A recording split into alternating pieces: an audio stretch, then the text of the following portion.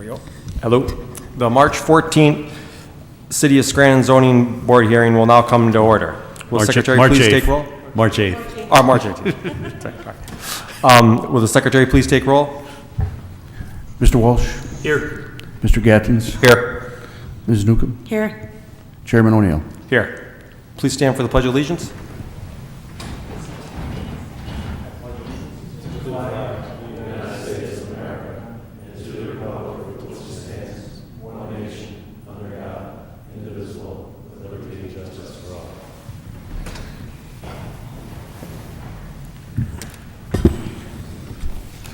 In accordance with the Pennsylvania State Sunshine Law, this board shall render its decision on each case either at the end of the hearing or within 45 days of the hearing.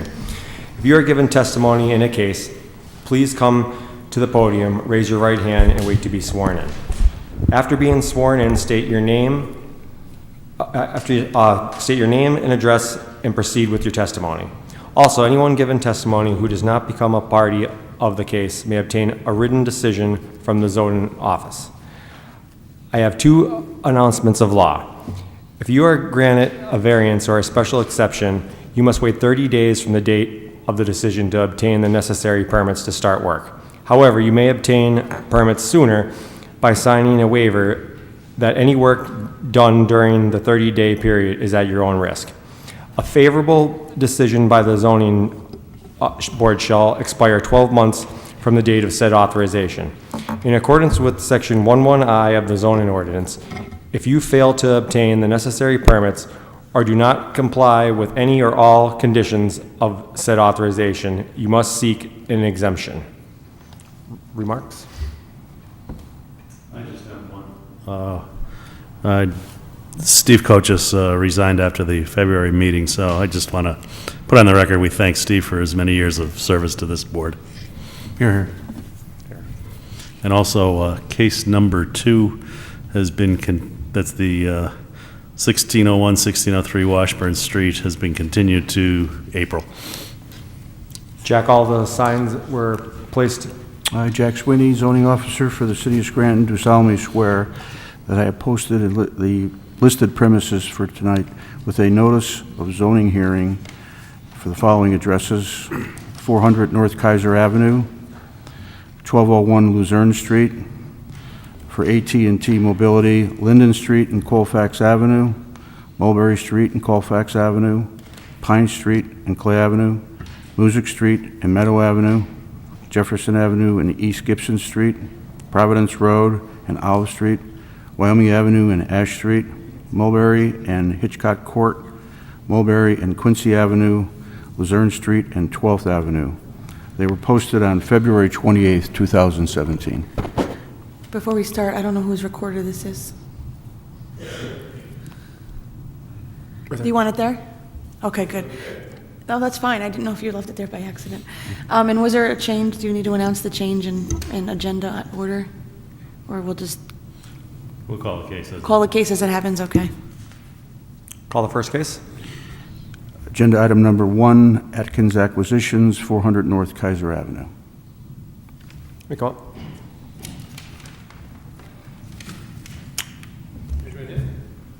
Where's yours? I do. Donna Atkins. I'm sorry, I didn't catch your first name.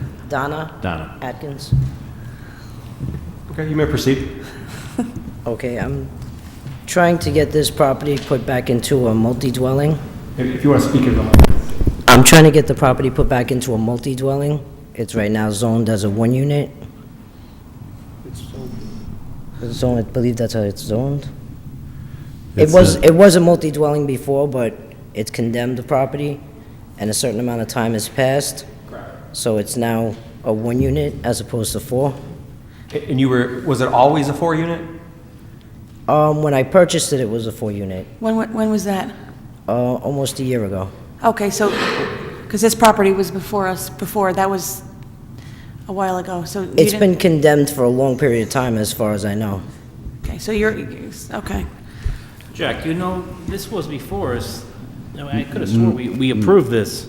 Not in my tenure. I don't remember, no. Dan, do you remember this property or no? It's not ringing a bell, but Okay. I don't remember everyone, so. I know Yeah, the property was I don't on the recall and this it might never- property. What? I don't recall this property. It was on the agenda. I don't know if it actually ever happened. I think that maybe that's what happened. But I definitely know it was on the agenda because It was approved once before. that's what we thought, okay. Do you know when While that you was or owned no? it, or while you owned Oh, that I property? think it was the gentleman that I purchased it from, James Mullen, had gotten it approved. Do you remember, do you know the date or the year at least? I think it was 2013 or 14. That's Okay. what I thought Yeah, too. that was that- before your time. Was it before your time? Were you here in 14? I started April 13. But I don't recall the property, and I was Are over we there. Okay. And you were saying before about, you, with the parking, and the shed was gonna come down? Yes, as soon as I'm able to pull a permit to tear it down. Shed. It's pretty dilapidated. Right. Yes, and you do plan, yeah. The mud is I'm sorry? the mud is very muddy. Has this house been being worked on? No, 'Cause- actually, I had hired a contractor, and he never got licensed here or pulled permits here, so I'm actually in touch with an attorney to sue him. He did do some work, he closed up the back, but I wasn't aware that he didn't have permits, Oh, okay, gotcha, okay. so I actually have to take him to court. And Jack, was this, I asked her, but was this always a 4-unit, or was it a 2? Again, I don't have any direct knowledge of the property. I was never inside it. It's been condemned for a while, as she said. It's been vacant for well over a year. So, I don't, right now it's a single. How many kitchens and bathrooms are in it? 4. 4? That's why I know, and I had the paperwork, that it was approved before as a 4-unit. But I was just wondering, was it already like completed as a 4-unit, or? Yeah, there were 4 individual units. Okay. What's your plans for the driveway and the ground where the parking's going to be? Well, what I would like to do is, as soon as I can, pull a permit and knock down the shed and actually get the property paved. Jack, does she need a permit for demolition, or something like that? Not for that shed, no. Oh, I don't need a permit for that? Not for the shed. Okay, It's too small. so that will get torn down immediately. Okay. Do you live in the city? It says No, I Staten live in Staten Island, New York, but as soon as I can move in, I'd like to move into one of the units and rent the other 3. Interesting. Well, I was born in Staten Island. I didn't know if you were gonna be moving and if you were gonna be a landlord, a landlord. No, I'd on the actually like to farm. move out here. So you were planning on living in one of the units? Yes. Okay. I just think since she plans on paving it, we should make it a condition that it be paved.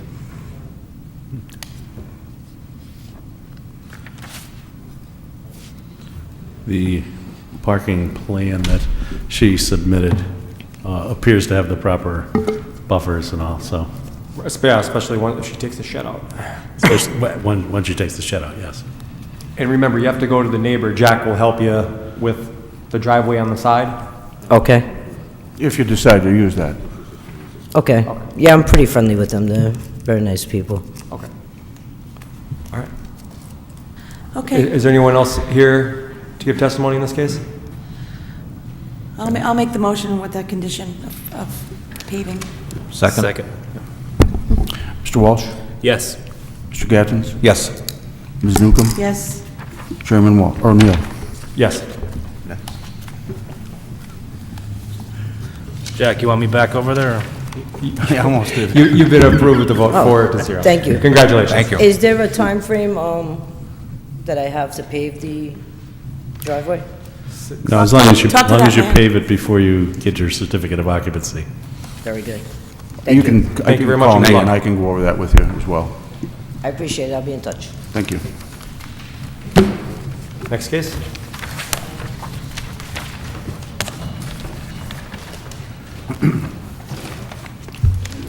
The next case would be AT&T Mobility.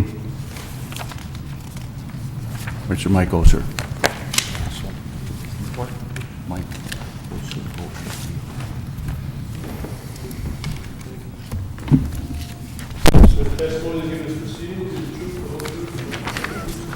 Yes, I do. I think he does a better job. Michael, last name Oser, O-S-E-R. Yeah. Okay, you may proceed. Well, gentlemen and ladies, basically I'm here for 10 applications before the zoning hearing board for to place small cell sites. Now, I believe you've been given packets that have a description of what basically we will be doing.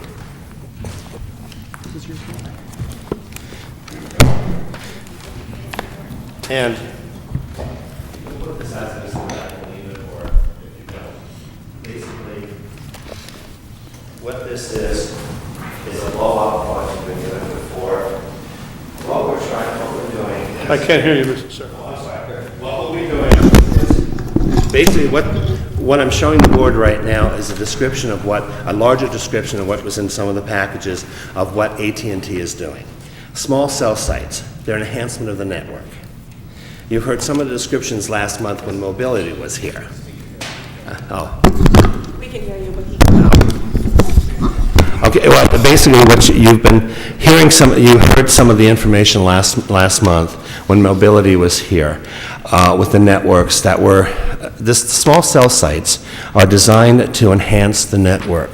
That's gone in very minute instances, very low power, and from there as enhanced and as hidden as possible to provide the network the network a better capability of handling data and voice and video and items like that. Yeah. What's the range of, just say, one on a pole?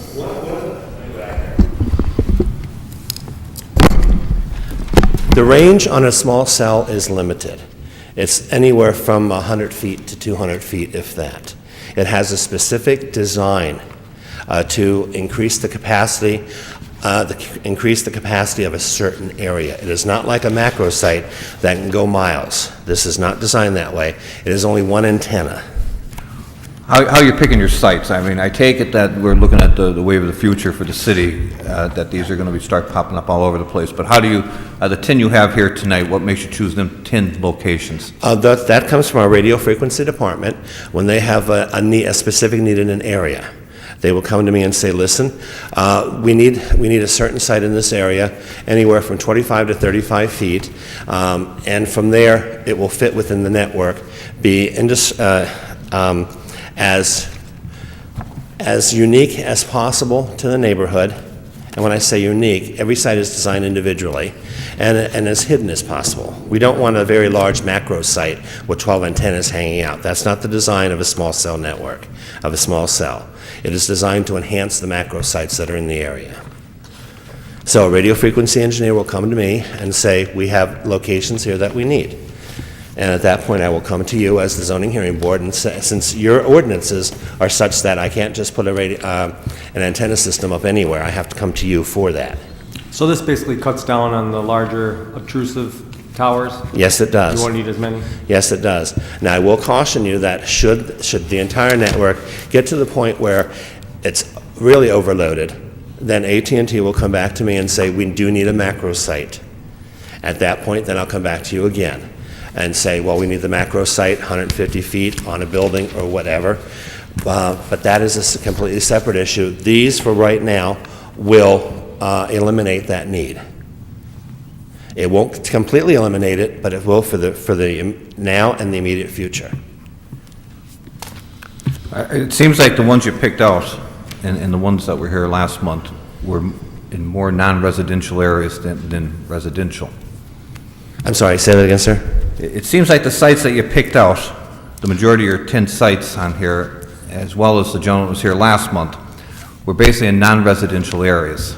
I mean, it might be across the street from a residential area, but is there a reason for that? That's where the capacity issue comes in with a lot of network, a lot of subscribers are using the network at one particular time, and the network is becoming overloaded.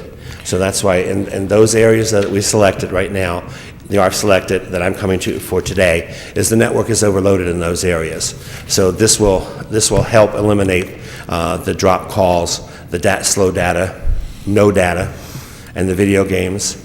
It will eliminate most of that and enhance the network. That's why it's in a populated area, but that's also why it's being designed to fit in on top of directional signs. Will there be any conflict with the competitor's antenna that may be on the pole down the street or No, pole across the street? No, sir. We cannot, by FCC regulations, interfere with their signals, and they cannot interfere with And will ours. this interfere with anything that the homeowner has in their house? No, sir, it will not. And that's, again, FCC regulations. Thank you. How many of these things do we need? Like, are we gonna be here every month looking for 10 more and 10 more and 10 more and 10 more? Sir, for that right now, I cannot answer that for the other networks. For myself right now, AT&T, I was only given these 10 nodes to work with the project deadline of somewhere between June and September of this year, 2017, in full operation. So I cannot tell you anything more about that, because these might not be enough, and I'll be the first one to admit it. I might be back here next year with more of these small cell sites. So If for this right is- now, If this is assisting, like, let's say it's in downtown Scranton on Penn Avenue, and we're getting a better signal there, obviously, because this is basically like a booster. yes, correct. Does that alleviate problems from someone in North Scranton or South Scranton, so they're not actually using? No, sir. These there are very, very site-specific. The radius of their use is very site-specific to the corners that they're selected. But if the person there is using it on Penn Avenue, Yes, they won't be, pulling the data and stuff from another place, correct? that is correct, yes. Okay, so it will alleviate some. It will alleviate it will alleviate the issue of having the macro site take power and take radio frequencies from another macro site. Can the other carriers use these?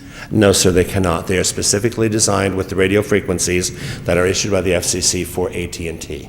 It's not an issue that I can say, well, Verizon, T-Mobile, or whatever can tap into it and use it. No, they cannot. So are you in a lease agreement with the city and whoever else should own them poles? Is that how I'm sorry, this say that works? again, sir? Are you in a lease agreement with the city as far as renting space on the poles? Yes, sir, absolutely. I've contacted Joe Price, who was acting solicitor, now is assistant solicitor. He has the information in front of him, and we will be discussing lease terms and business terms with him, and economic terms. Very good. With him. This is not a freebie, okay? As everyone thinks that because I'm coming into you, I was going to slap it up, and this is not a freebie. There will be rent involved and income to the city. So we've listened to many different presentations on the towers and stuff, and, you could use up to 2 or 3 carriers on each tower. Yes, Now, will this be basically a race to get so many in place? So, sir, yes. in your opinion? In my opinion, yes. Yes and no. And the reason why for yes, it's as the money is developed, as the money is released from the different carriers to do so. AT&T just happens to have the money released for the Scranton, Wilkes-Barre area. I know Verizon has work in the Scranton and the Wilkes-Barre area. They might be coming to you again. As for a race, the answer is yes, because they need the subscribers to maintain the system. Subscribers meaning the individual cell phone And they don't owners. necessarily have to be on a telephone pole. They could be on the top of a building or on top of a... Well, sir, the AT&T network for the nodes that you're looking at have to be in a certain height above the ground to service the cell phones that are at the ground. If I were to put it on a 40-foot building or a 60-foot building, it wouldn't suffice for what it needs. They have to be low to the ground.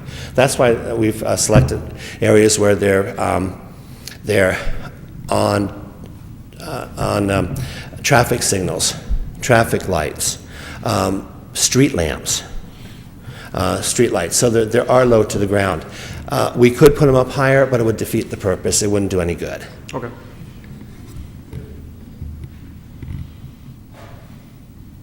And if you like, I have this evening, what I'll do is, I'll give, if you need this for your records, I only have 3 here.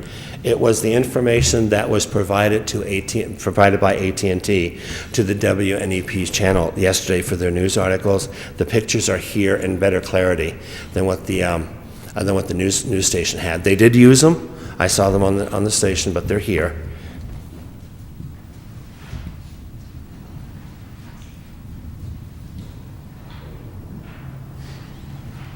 Thank you.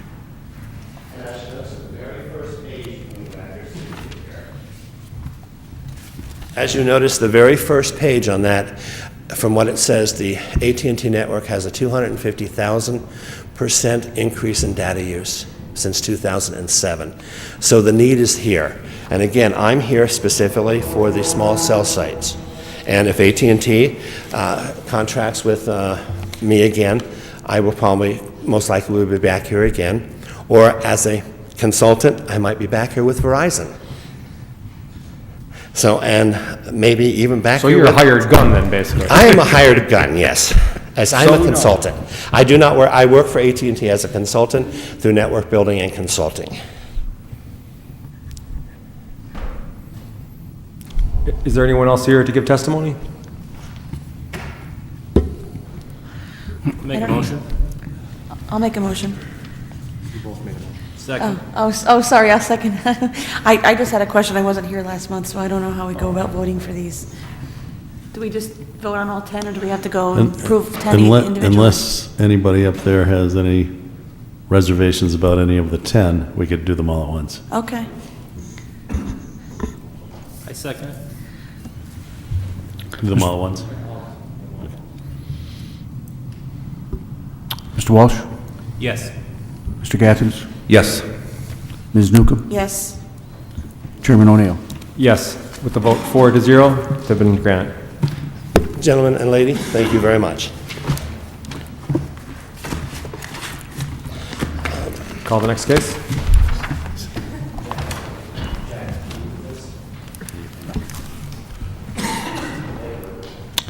Case number 3 would be T-Mobile.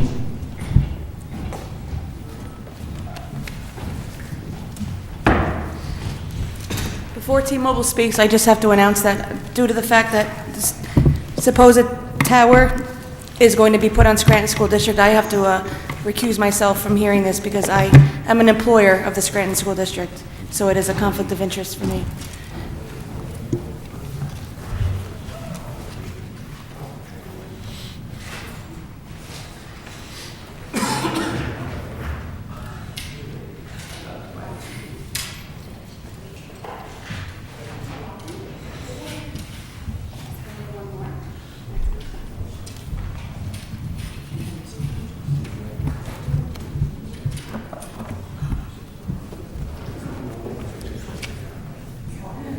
Allison, do you have a card?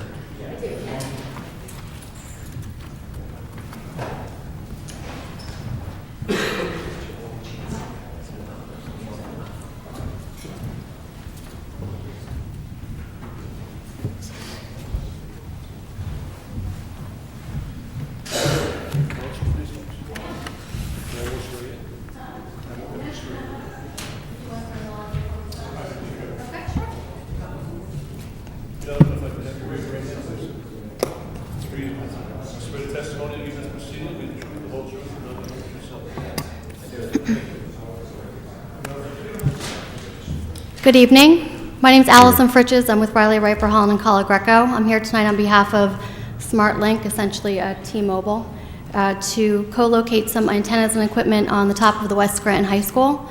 You have in front of you a packet of exhibits we'll be presenting in tonight, but I won't bore you and go into the details. I hear you've been through these applications a few times. But I do want to hit on the key point. So as a summary, we're proposing to co-locate antennas on the rooftop of the high school. We do have a signed and executed lease agreement with the high school. They're in support of this application. There will be income going to the high school as a result of us locating our equipment there. All equipment, all antennas will be on the rooftop. There will be no ground disturbance, no easements necessary, no disturbance, nothing of that nature. So with that, I'm going to call Mr. Heath Williams.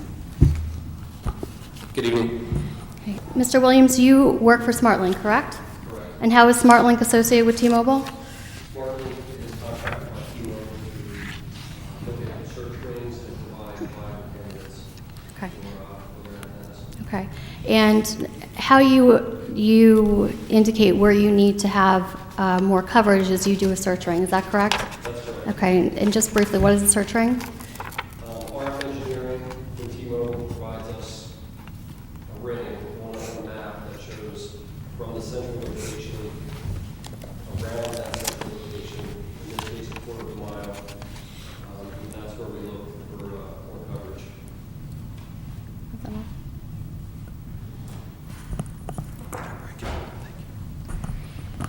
Okay, so I'm looking at what the board has as Exhibit 2, and it's a search ring, which I will hand to you, which I believe was prepared by the engineer and SmartLink, is that correct? That's correct. Okay, and we're actually, if you locate outside of the search ring, is that right? That is correct. Okay, and why did we not get a spot within the search ring? We looked at viable candidates, and in some cases, they declined us our offer.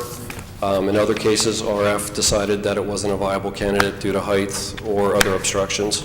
Okay, so we're actually not even in the area that ideally we'd like to be in because there's a lot of residential there, correct? That's correct. Okay, and there's other buildings that just don't work for what we need to happen.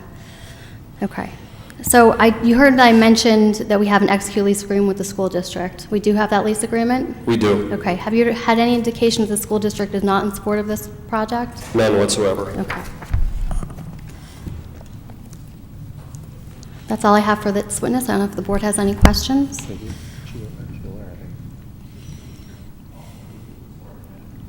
Yeah, you They were- have to be sworn in too, sir. You're not a lawyer, Yeah, correct? they were all sworn in. Oh, they were. Yeah. I don't know if the board has any questions for, I don't know how the solicitor likes to work, if the board has any questions for this witness, or you'd like me to do the whole presentation? No, we'll go one witness at a time. Okay, sure. Yeah, I have a question too. I mean, we've heard these presentations many a times, so you guys are aware of that also. But the major differences on a building opposed to, you know, a freestanding tower, because most of the ones that come in front of us are the freestanding tower. So if you want to address that, that's one of the, probably the most important things.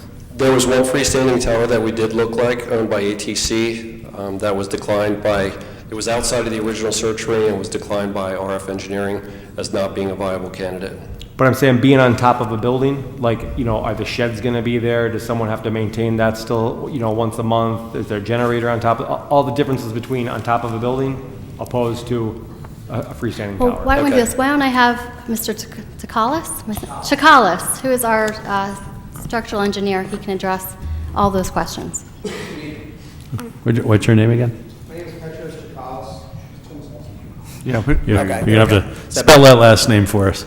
T as in Tom, S as in Sam, Oukalas. I am a registered professional engineer in the Commonwealth of Pennsylvania. Been doing telecommunications work for the past 15 years. Been in front of about 300 different boards, testifying to these types of installations for all the carriers, basically. So, do you want me to just you want me to go and answer the question? You want me to explain what we're doing here first?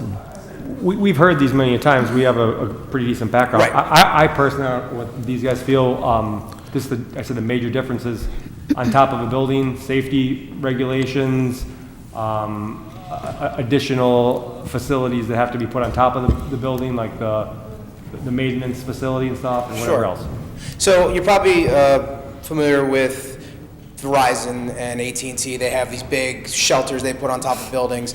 T-Mobile's a little different. T-Mobile has a cabinet system they use, and if you look on the plans on Z-3, this is a partial roof plan of the school. What we're proposing to do is there's an area on the roof that's right over the stairwell. It's one of the strongest points of the building because it's all concrete block walls going all the way on top. We're putting a approximately 10 by 20 steel frame on top of there, and we're going to put our equipment cabinets. Now, we show 6 equipment cabinets here because we like to lease for the most amount of space. But in reality, if you go to any T-Mobile installation anywhere in this area, they'll have 1, maybe 2 cabinets. So these cabinets are about the size of a refrigerator. They weigh about 2,000 pounds, which sounds like a lot, but they also have batteries in them, and the batteries are really heavy. Batteries are there for backup power. So if the power does go out, that the cabinets can run, the facility can run on its own for the allotted amount of time. The antennas themselves, in this case, And you're familiar with they have 3 sectors. They have anywhere from 3 to 4 antennas per sector. 2 of the sectors are going to be on that steel frame. So we have the beta sector and the gamma sector on the steel frame, so we're not intruding anywhere else on the roof. The first sector, the alpha sector, actually needs to be on the other side of the building. So what we're doing there is we're attaching the antenna pipes to the facade of the building, actually the parapet of the building, and that's it. We're not putting anything on the roof. It's actually attached right to the wall, sticking up above, and there is not going to be any sort of structural implications on the roof itself. As far as maintenance, you still need to have a technician go up the roof every 4 to 6 weeks. Once every 4 to 6 weeks, they're going to come there, do routine maintenance, check the equipment, make sure the equipment's in running condition, make sure there's no bees nesting in there or what have you. Especially in up here in this area, there's a lot of bugs that love to go into those cabinets. There's no potable water, no sewer needed. It's going to have power from the building itself, 200 amp service, but it won't use anywhere near 200 amp service. Most of it will probably be about 80 amps. The antennas, 4 per sector, typical antennas that you've heard about before, elongated shoe boxes. Biggest antenna will be about 8 feet, which is pretty typical now for the 700 megahertz wavelength. They also have a lot of small antennas because T-Mobile has, they can propagate in 1900 and 2100, I think it is. So those are smaller antennas. They will have a generator plug on the building at the base of the building. There's nothing going on the ground. We're not installing a generator. We're not installing a propane tank. We're not installing any of that stuff. They do have, as they're installing more more sites like this, new ones, they want to make sure that they have a conduit to get backup emergency power to the site if it's needed. So instead of putting a stable generator there or a permanent generator, they just put the generator plug. They can bring in a generator on a truck, plug it in, start it, and the facility will be up and running. That's pretty much it in a nutshell. I have a question. Whereabouts on the roof is that going to be located? It's going to be central into the roof, at the center of the roof, or at an edge? Or? So if you look at Z-2, I can't see it there. This is the site plan of the school, where the school is situated.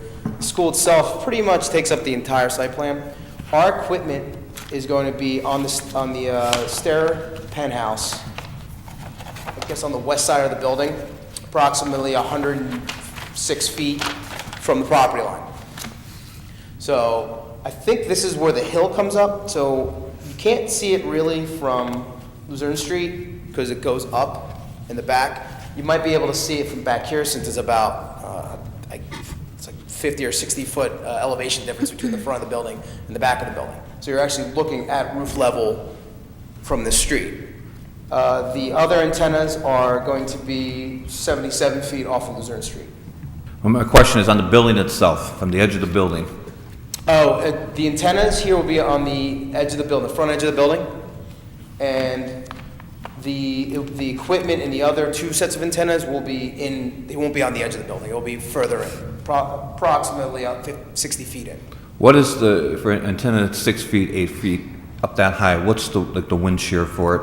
So what we're going to do is we're going to design these. Actually, we did a structural analysis already. Right, that's in your packets as A11, is the structural analysis. So we did a structural analysis. We checked the building for the full weight, 6 cabinets, live load, ice load, snow load, wind load. So we made sure that when we're putting the equipment, those walls can support our new equipment and all the existing loads.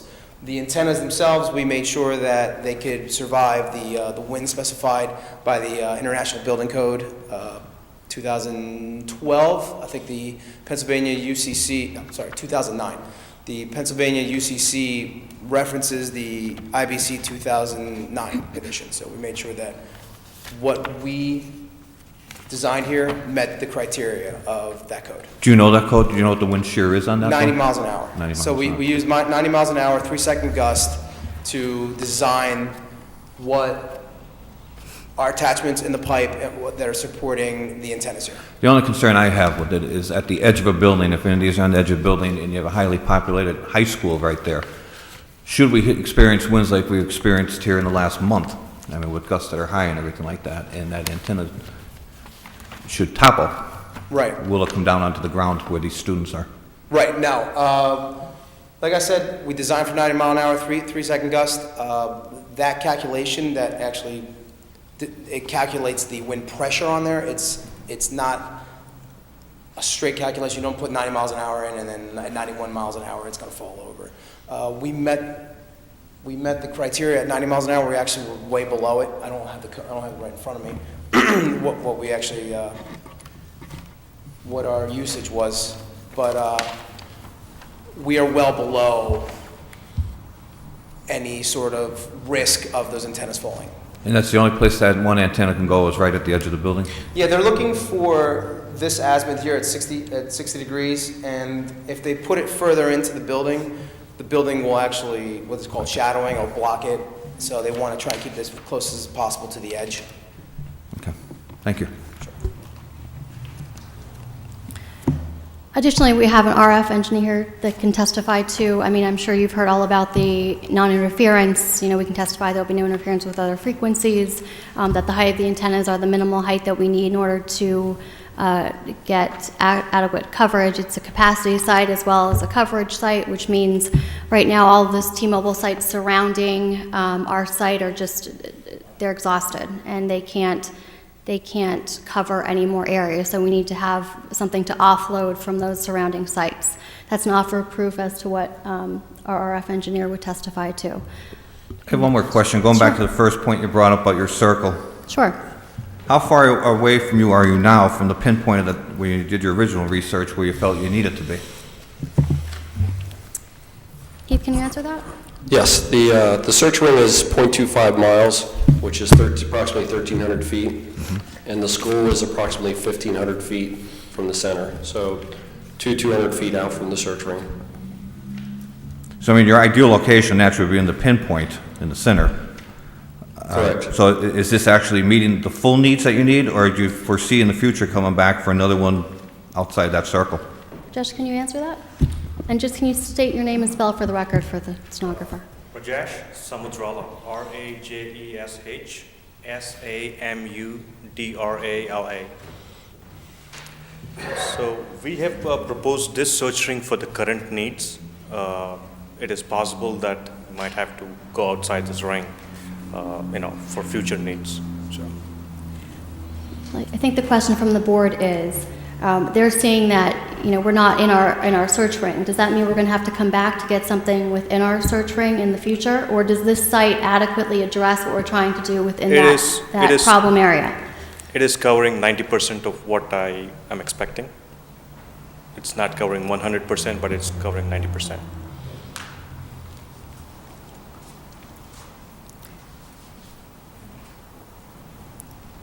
That's all I have, unless the board has any questions or any concerns. Is there anyone else here to give testimony?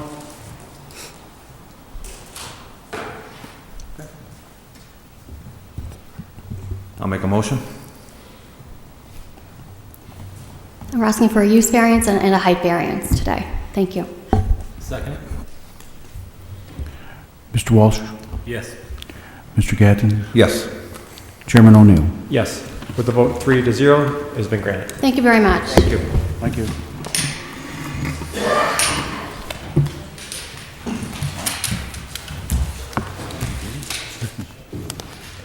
Hey, I posted them, baby. I mailed them. It's in the paper. On TV, too.